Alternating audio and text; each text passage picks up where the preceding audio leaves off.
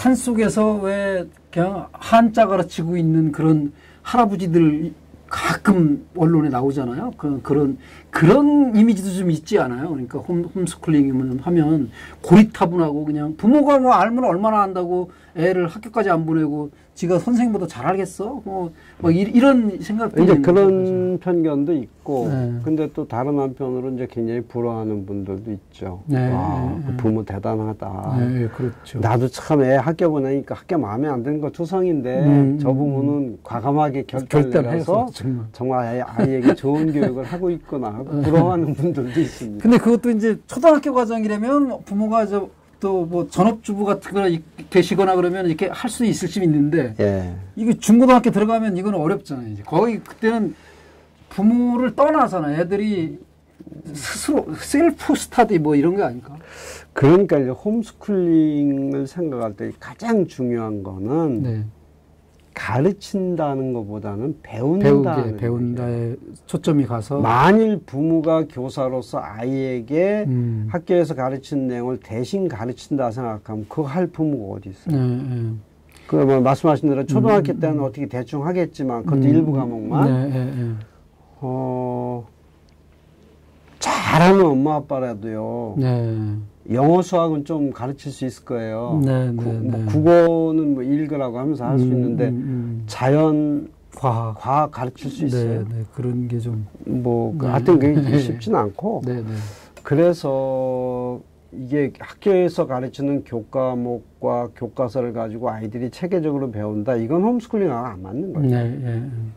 그러면 어떻게 하냐. 배움이 중심이라고 하는 것은 아이들이 관심이 꽂히는 것에 접근해서 거기서 스스로 배우거나 교사를 찾는 거죠. 예. 교사를 찾는다는 얘기는 사사받는 거죠. 사사받는 것도 있지만 이제 뭐 상담 또는 견학, 멘토 이 여러 가지 형태가 있잖아요. 결국 그걸 통해서 배우는 건 아이들이니까 그 기회와 자료를 얼마나 적절하게 풍부하게 제공할 수 있느냐가 더 중요하고. 그렇겠네요. 그 친구들이 정말 일방적으로 학교 다니면서 선생님들한테 주입식이든 뭐 토론식이라 하더라도 설사 그렇게 교육받은 것과 자기가 막 찾아가면서 정말 지식 정보만 찾는 게 아니라 정말 아까 박사님 말씀하신 대로 사람을 찾아서 정말 어딘가 회사도 찾고 막 이렇게 하고 나서 크면 무지하게 클 것 같아요, 애들이. 그러니까 공통적으로 관찰할 수 있는 거는 홈스쿨링을 통해서 성장하는 아이들은 그 성장 속도가 엄청나게 빨라요. 네, 그럴 것 같아요, 우선. 큰 그림 그릴 것 같아요. 낭비하는 시간이 없고, 그 다음에 자기가 한번 시작한 것을 계속 파고드니까, 말하자면, 초등학교 3학년부터 6학년까지 4년 동안 배울 내용을 아이가 계속 몰입한다라면 몇 달 만에 다 배우는 거죠. 그러니까, 검정고 시를 무슨 13세 무슨 대검 통과 이런 얘기가 나올 수밖에 없는 거죠. 근데 사실 저도 어렸을 때 이렇게 돌이켜 놓고 생각해 보면 교과서 받는 날 있잖아요. 산수책은 못 읽어봤는데 끝까지. 그냥 한글로 된 텍스트로 된 그 책은 받는 날 다 읽어봤어요. 그랬던 기억이 있어요. 금방이잖아요, 이거. 전 초등학교 2학년 때인가 누나가 6학년 교과서를 다 읽었으니까. 그러니까 집에 뭐 책도 별로 없고. 맞습니다. 그러니까 막 바로 저도 이제 2년 선배로 다니는 형이 있었는데 그 형 책까지 그냥 한글로 된 건 일단 빨리 숫자로 된 거는 이제 읽는데 시간이 걸리니까 그랬는데. 그러니까 홈스쿨링이라고 하는 것은 뭐 다른 학교 교육도 마찬가지인데 제일 주안점을 두는 게 아이의 자발적인 학습력. 이걸 얼마만큼 극대화하느냐는 거고. 근데 학교에서는 모든 게 분절화돼 있어서 아이가 배우고 싶어 하는 거가 아니라 학교가 가르치기로 계획한 것을 이렇게 그 시간 공급하는 거잖아요. 그러니까 먹기 싫어도 먹어야 되고, 먹고 싶은데도 없어서 못 먹고 하는 게 이제 학교 교육이라고 하면은, 홈스쿨링 혹은 뭐 자유로운 비인가 대안학교 같으면은 되게 이제 먹고 싶을 때 먹고, 먹기 싫으면 안 먹고, 하는 식으로 공부를 하다 보니까, 때로는 이게 이제 나태함에 빠지게 되는 이제 유혹이 크기도 하지만, 그걸 적절히 이기면은 엄청나게 빠른 속도로 성장할 수 있는.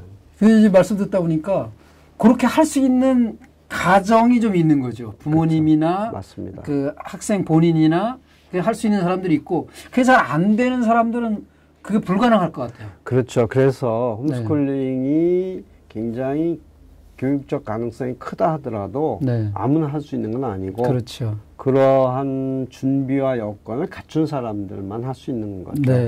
그럼 어떤 가정이 그 준비가 돼 있다고 할 것인가?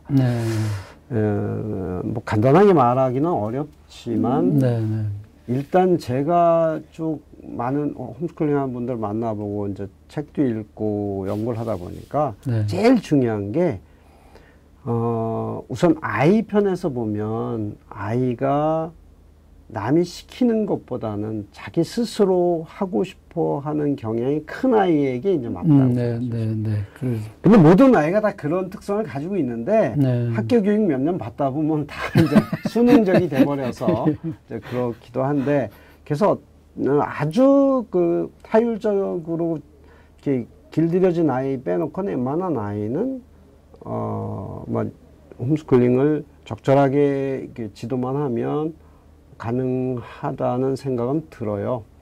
아이 쪽보다 더 중요한 이제 부모 쪽의 조건이 필요한데, 부모로서 교육에 대한 나름의 안목이 좀 확실히 있어야 된다. 교육 철학과 또 실제 교육을 아이에 대한 이해, 아이 심리나 아동 발달, 이것도 어느 정도는 봐야 되고, 그 다음에 이제 교육을 나름대로, 좀 확고한 철학이라고 할까요? 뭐 소신 같은 게 좀 있어야 되는 거죠. 그래야 이제 내가 교육을 어떻게 이 아이를 키워야 되겠다는 생각이 있을 테니까. 또 하나는 이제 기존 학교 교육의 문제점이나 이런 것도 정확하게 짚을 수 있어야 되는데, 홈스쿨링 하신 분들 수기를 보면은 거의 10중8구 어디서부터 시작되냐면, 아이가 학교에서 상처를 받는 데서 시작합니다. 일단 학교를 다니다가, 아이가 다른 아이들이나 선생님한테 큰 상처를 받아서 도저히 학교를 적응이 안 되겠다, 못 다니겠다. 이런 아이들이 불가피한 선택으로. 그렇게 해서 이제 시작하는 경우가 참 많고. 물론 이제 교육관 자체가 나는 정말 아이를 자유롭게 키우고 싶은데 학교에서 너무 통제 위주의 교육을 한다.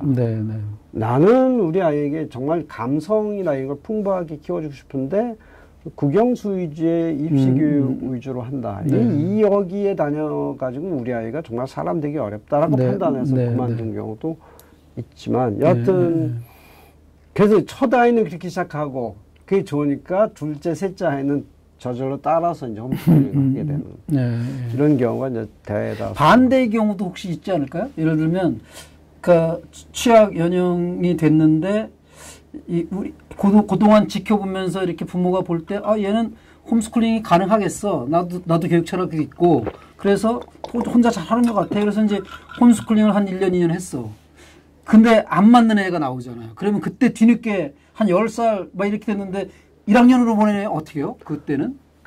그 왜 취약유예제도라는 게 있잖아요. 그래서 이제 1학년 때 가서 이렇게 좀 구차한 얘기를 해가지고 취약유예를 받았어요.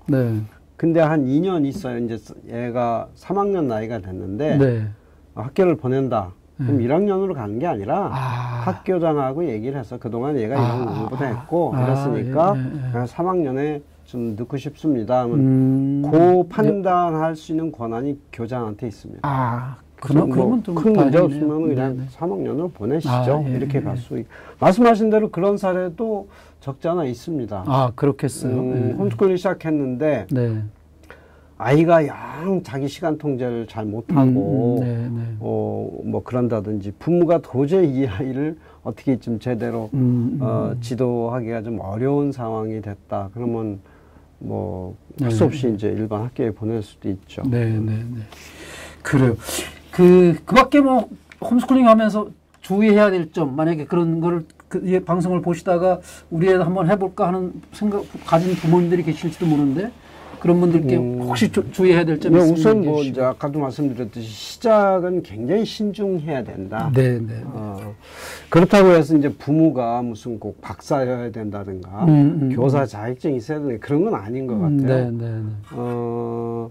그다음에 아주 특출한 교육 철학에서 아이를 무슨 뭐 그야말로 치과 의사, 무용가, 뭐 통역가 이렇게 한 그런 책도 있지만 뭐 그렇지 않고도 평범하게 뭐 제가 책 제목을 얘기하면 선전하는 것 같아서 그렇긴 하지만은 뭐 좋은 책은 소개해도 괜찮습니다. 그런가요? 네네. 아 교육 관련한 프로그램인데 뭐 좋은 책. 출간된 책이니까. 내가 이런 책은 일반 부모들이 보셔도 좋겠다. 아 홈스쿨링. 오뚱이네 홈스쿨링. 이분들은 그야말로 뭐 아이를 특출하게 무슨 뭐 이렇게 키웠다는 얘기는 아닙니다. 그냥 평범하게 일상 속에서 아이들이 도서관 가서 같이 책 읽고 부모가 같이 여행하면서 이야기하고 또 이렇게 좋은 선생님 있으면 찾아가서 아이랑 같이 뭐 1박 2일 체험 활동도 하면서 하고 하는데 결론은 아이도 부모도 무지무지 행복하다. 아 오똥이가 뭐예요? 이름 별명이 애들? 그 애들 별명이에요. 오똥이네 홈스쿨링 이야기. 세 자녀를 뒀는데 저는 뭐 다른 아주 특출나게 키운 이야기들을 다룬 책들이 많은데 이거는 아주 평범한데 굉장히 따뜻해요. 그래서 이 아이들이 이제 처음에 학교 다니다 상처를 입고 이제 학교를 그만두기 시작한 건데 이후 이 홈스쿨링 하면서 아이들과 부모 간의 대화도 풍부해지고 부부 간의 대화도 풍부해지고 그러면서 이제 아이도 행복하고 부모도 행복한 이제 그런 결과를 낳는데 성공 사례네요. 공통적으로 그 저자들 홈스쿨링 하신 분들이 얘기하는 거는 절대로 욕심을 갖지 마라. 내 아이를 위대한 학자로 키우겠다라든지 무슨 뭐 아주 특출난 예술가로 키우겠다든지 이런 욕심을 가지고 시작하면 그때부터 이제 아이에게 스트레스가 되는 거잖아요. 그렇죠. 그런 거 없이 정말 물 흐르듯 아이가 너무 나태하지 않게 그러나 아이의 관심이 꾸준히 어딘가에 이렇게 가느냐를 관찰하고 그 관심을 보이지 않게 북돋우면서 한 걸음 한 걸음 그 속으로 깊이 들어가게 안내를 한다든지 또는 이렇게 쫙 봤는데 얘가 어느 한쪽만 자꾸 관심을 가질 때는 적절하게 이런 것도 있어. 한번 관심 좀 가져봐. 그럼 얘가 이제 그 관심을 갖게 되면 뭐 그쪽도 이제 학습이. 그 정도의 도움은 부모님이 좀 줄 수 있는 거고. 그렇죠. 그 정도가 아니라 그게 결정적이라고 생각해요. 그 방향 제시도 좀 가능하고. 그 길이 뭐가 있다는 거 정도는 제시해 주는 것이 뭐. 정보는 무수히 제공해 주는데 선택은 아이가. 아무리 어려도 선택은 아이가 하도록 하는 게 이제 중요할 것 같고 다만 그 선택에 따른 장단점은 이제 충분히 설명을 해줘야지. 그러다가 애는 좋아하는데 이제 부모님은 이제 하여간 실증이 났어. 그럴 수도 있잖아요. 그리고 이제 또 아무래도 이제 그 나이가 커지면 부모가 그 이렇게 감당할 수 있는 영역을 벗어나는 일도 많으니까 그러니까 이제 부모의 품 안에서만 이 아이가 자라는 것이 아니라 이제 더 큰 선생님을 찾아가도록 해야 되겠죠. 또 하나는 이제 전에 우리 사회자께서 몇 번 말씀하신 것처럼 꼭 내 아이를 내가 혼자 아니고 뭐 관심 있는 분들끼리 서로 이제 교류도 하면서 공동 육아 비슷하게 할 수도 있고 또는 이제 단체를 만들어서 지금 이미 그런 단체들이 좀 있습니다. 서로 정보도 교류하고 그룹 홈으로 그룹홈 정도는 아니고 그 단체는 정보 교류와 아이들끼리 가끔 이제 뭐 캠프라든지 이런 걸 통해서 공동으로 학습하고 서로 이제 제일 어려움 중에 하나가 홈스쿨링 하면은 이제 고립돼 있으니까 교우 관계가 안 생기죠. 예, 교우 관계 첫 번째가 이제 우선 고립감 때문에 정보를 얻기가 참 어렵다. 네. 누가 알려주는 사람도 없고 교육청에서는 관심도 없고 오히려 그냥 그 퉁박만 뭐야 학교 보내면 되지. 그래서 굉장히 그게 어렵다고 그래요. 그래서 이제 그런 단체들끼리 교류하면서 정보를 교류하고 또 하나가 지금 말씀하신 대로 또 많은 사람들이 이제 걱정을 하는 게 사회성이 길러지지 않지 않느냐. 친구도 없고 다른 사람하고 교류할 기회도 부족하고 그런데 그거는 오히려 걱정보다는 훨씬 잘 해결되는 것 같아요. 그 학교 친구만 친구는 아니니까. 그렇죠. 예컨대 옛날 유치원을 같이 다녔다든가 초등학교를 다니다 그만뒀으면 그때 친구들하고 뭐 이렇게 하는 것도 있고 홈스쿨링 하는 친구들끼리 이제 뭐 여러 가지 캠프나 이런 걸 통해서 만나는 경우도 있고 또 하나는 아이가 계속해서 이제 자기 배움을 찾아서 여러 군데 다니잖아요. 뭐 도서관을 가고 박물관을 가고 또는 여행을 하고 거기서 이제 만나는 분들하고 또래 집단은 아니어도 할머니부터 온갖 아저씨 아줌마들하고 인간관계를 맺을 수 있는 기회가 있어서 오히려 학교 다니는 동년배들끼리만 노는 것보다 더 풍부한 인간관계를 가질 수 있는 그런 장점도 그러네요. 옛날에는 정말 대가족이 3대가 한 집에 살았지만 지금은 그런 게 없어서. 그렇죠. 근데 가능해졌네요, 그게. 예. 그러면 이 홈스쿨링을 이제 마지막으로, 정리해서 결론 삼아, 학부모들을 향해서 한 말씀 해주시는 거예요. 이제 그 학교를 이제 학교라고 할 때 이때 학교는 이제 제도권 학교고 입시 위주의 교육을 한다는 이제 전자에 그 길을 택할 거냐 아니면 다른 길을 택할 거냐 할 때 다른 길을 가지고 쭉 말씀을 드렸는데 어쨌든 그 순차적으로 뭐 각 장단점을 좀 들으셨겠지만